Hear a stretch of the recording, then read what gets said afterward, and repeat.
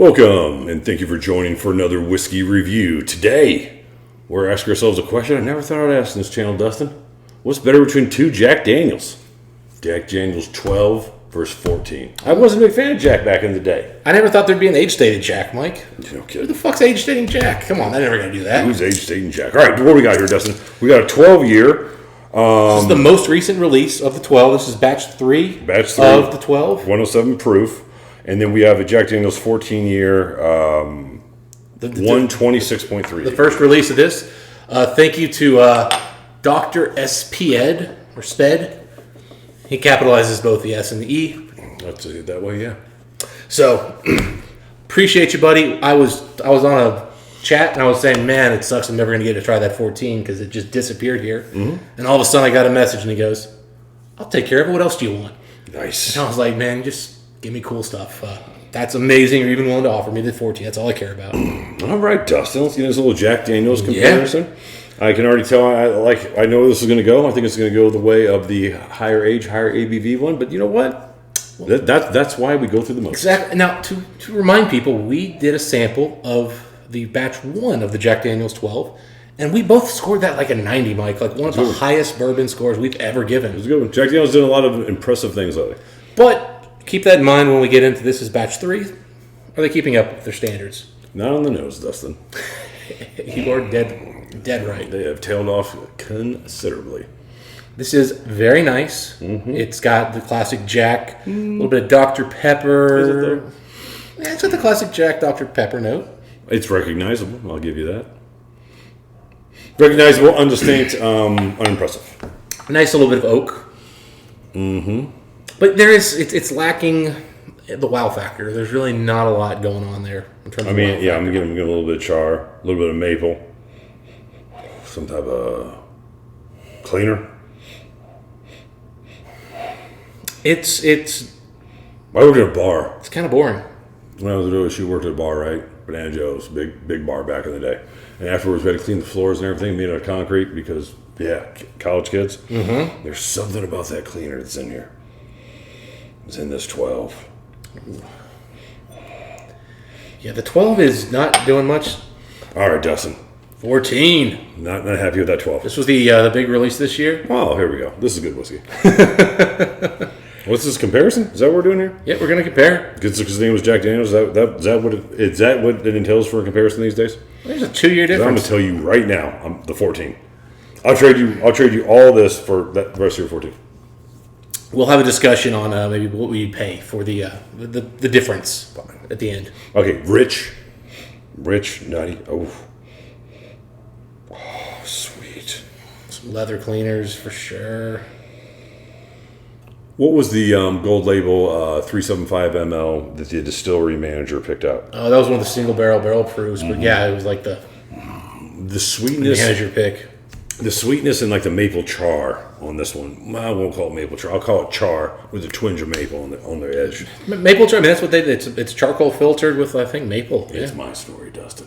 I'm saying you're right. It's char with a ridge of it, right there on the end. But yes, no matter how you say it, it's there. The 14 is giving me a little bit of closed off elements here. I'm actually thinking the water's going to bring out even more, which is great because this is smelling amazing. Better closed off than dead.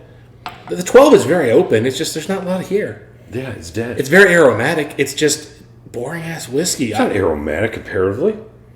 Yeah, I definitely can smell more of the whiskey here. I just don't like the whiskey I'm smelling. I get vanilla, like maple chips, and an astringent cleaner. Yeah, again, it's opened up. It's just not good. It's terrible. If it's not single barrel cast strength Jack Daniels, they're just not good, man. It's not terrible, Mike. It smells terrible. For a special, no, it doesn't. It smells terrible. No. It smells like 12-year-old whiskey. It just isn't impressive. It smells like the cardboard version of it. Like Jack Daniels 12-year-old whiskey. Remember, we loved the first one we had. This one's just not so good. It was, but again, outlier. You know what I mean? I mean, it was the first batch. Clearly, the quality dropped. Yeah, you know they come out their best foot forward. Who does their best job at 3? You know what I'm saying? Some people get better with time, practice. They do, but not when 2 went down. You expect 3 to go down too. I didn't try to. So that's exactly what happened. Rich. I mean, again, I'm digging this 14 for sure. 14, yeah, it's refined. I think the higher proof really is helping too here. It's just giving it the extra oomph. You see, all joking aside, and it was a bit of joking earlier, Jack Daniels does so well at cast strength. And you can't mix them together because I don't know who's mixing it, but his flavor profile isn't going to do so to what I like, right? So here's the thing. Give me single barrels. Give me some variety. You've been turning into Catalan. It's ex-bourbon all the way out. You know, when you hold it up like this, you don't notice it, but when you look down into the glass, the darkness on the 14 is so noticeably higher. You're right, but when you pick it up, it's not as noticeable. Yeah. So you guys probably on the camera, you maybe won't pick it up because if I lean forward, it'll just shift. But it's noticeably darker on that. So let's jump into the 12. See what we got going on you here. Wanted me to drink this. Great, Dustin. What are you picking up? Thin maple chips and vanilla. It's not thin at all. It's got a nice sweetness. Great oak characteristics coming through here. The finish is lacking, almost non-existent. It's just a little bit of charred oak. With the initial arrival, very, very nice. It's all the stuff you'd hope for in a premium Jack Daniels. But there's also no hook, no special notes, nothing good. And it's miles worse than that first release, which was excellent whiskey. This is just a good bourbon. Okay, look. The palate is better than the nose. Fine. I still look at this and think mixed. And I don't like mixed drinks. It's better than that. Okay. It's better than that, but it's... I think it's closer to a mixer than it is. You know, the weird thing is... Between that and the Hazelbarn 8. Here's the weird thing with the Jack 12 here. At 107, it doesn't have the oomph you should have at 107. No. But it's like... You know what it is? But it's not like it's not low proof either. It's like... Yeah, right. Like it's a terrible proof for this whiskey. And a 4-cylinder Camaro and a Mustang isn't a low horsepower, but it still is weak for that car. Yeah, the super... Yeah, the hyped up 4-cylinder for sure is just like, that's wrong. Yeah, it's like 400 some horsepower. It feels like pushing your kid on a swing. Yeah. The Jack 12 needs to be 115 minimum. I don't know what it is about Jack Daniels. Once it gets below a certain ABV, and that ABV is very close to cast strength, it gets just... Some of the heritage stuff was decent at 100, but this is not that. I don't know. Again, I think it was 107 for batch 1. I don't know what they did wrong here. You use words like decent, and it makes people think, and me think, that it was a quality offering. You really believe that was a quality offering? Well, batch 1 of the 12, we gave like a 90. Batch 1, yes. Aside from that one. No, I think this is an 85, 86 whiskey. But 85 is about right. You think that's better than Lore? Cartridge. Come on, man. I think it's a better whiskey, yeah. Come on, man. I don't think... I'd rather drink the Lore. Give you a but I think this is a better whiskey. Okay. Agree to disagree. Anyway. I'm going 14. I'm excited about the 14, guys. I'm even getting some dark chocolate coming through now on the nose. Getting excited. Yeah, char. I love that char note. Like some of the high ABV Jack Daniels give you. Yeah, man, this is good anyway. You don't have to make it look better by bringing this 12. Oh, man, that is actually... Oh, that long finish on that? Wow. You know, the thing is, Mike, it barely has any... It's got the Jack notes, like that Dr. Pepper, but it's very subtle. Give me a Hyde Park. It's getting more into chocolate notes. Yeah, that's an impressive palate. That's great. Spending time messing around with... Trying to mock the 12. I'm not paying attention to something I'm one more step. This is a filet at a high-end steakhouse, and you put it next to Burger King. I should point out, like, Jack Daniels did that because they didn't price these that differently. These were only at, like, maybe $50 apart in price, if that. Maybe some type of spy code. Like, I don't know what the deal was, but, like, they put these out as comparable priced whiskeys. And they are not comparable whiskeys. Hey, look, teach your own. You know what I'm saying? It's all about flavor, right? It's all about profile and flavor preference. We like aggressive cast strength. To me, this seems an insane decision to be made at all, let alone for any type of money. The real problem with the 12 is the way the wood comes in. It's actually woodier than the 14. The 14 is everything you want. Is that all the rich flavor from the oak has come in and has perfectly complemented this whiskey. Whereas the 12, it's like I think of the same They got thing. too much oak out of it, and they're like, oh, well, we better just get these. Oh, we've over oaked a set of. 12. I think the same thing about this 12 as I think about most Jack Daniels my entire life, and that is whoever bottled this didn't expect me to drink this neat. But I guarantee you they did on this. Again, I don't know what happened here. You don't This think is an utter failure because this is supposed to be like that first batch. It's supposed to be a connoisseur whiskey, and they effed up batch 3, and they didn't have the humility to lower the price. That's the big issue here. Maybe it's probably isn't even humility, Dustin. It's probably just simply no other choice. The decision was probably made before they even picked the barrels.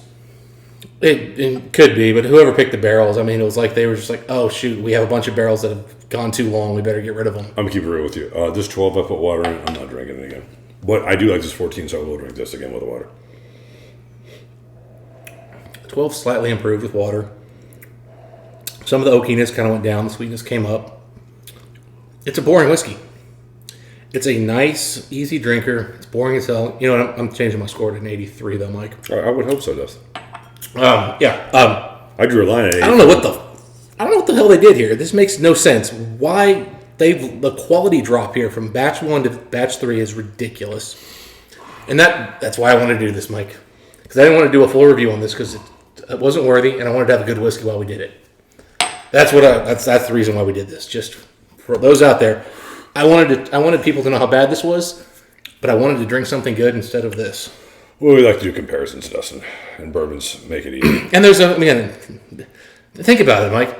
2-year difference. For some reason, the price barely went up, $50 or something, which is All nothing. about ABV with this distillery. And they upped the ABV. The second they chip away at the foundation of this whiskey, it absolutely cracks and crumbles. Cracks and crumbles. Oh, that took water beautifully. From a person who likes whiskey neat and cask strength whiskey and a lot of flavor. Okay, brought a little bit of nuttiness, a little more oak char. So if you're somebody who doesn't like over oaked whiskey on the 14, I recommend don't add water. Agreed, but it changed it in a way that I still found it interesting and enjoyable. If you don't like oak, Yeah, I heard I enjoy oak, so I'm actually I'm digging what the water did here. But if you're somebody who doesn't like oak, stay away from water. All right, Dustin, as anytime with the comparison series, it's dumb saying this. If someone's picking up the tab at the bar, what are you going with? Well, let's try a different way here because the 14 is going to win easily. Would you pay triple for the 14? Would you pay $400 for a 14? Is that a reasonable bourbon price? Yeah. Like when you think about the lost profits, like those 14-year-olds, would this be a comparable whiskey with those? It's a reasonable bourbon price, but I can think of all kinds of bourbons that are better. I mean, give me Old Proprietor 14s.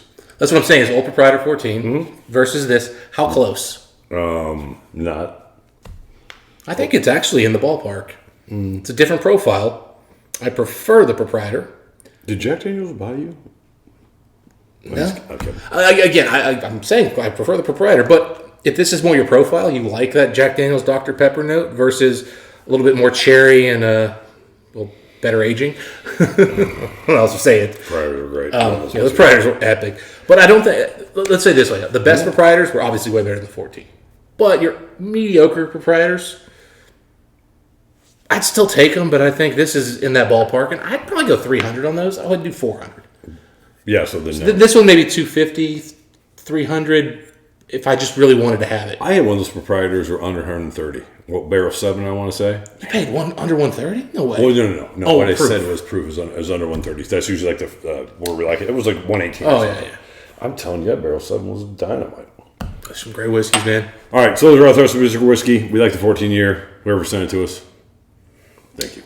Dr. Sped. Thank you. Dustin, I'd like to thank everyone for once again joining us on Whiskey View. If you guys tried this, any of these, let us know what you guys think. If you like the 12, keep it yourself. What do we wish the folks on next time, Dustin? Happy unicorn drinking from friends. We'll see you next time. Thanks, Doctor.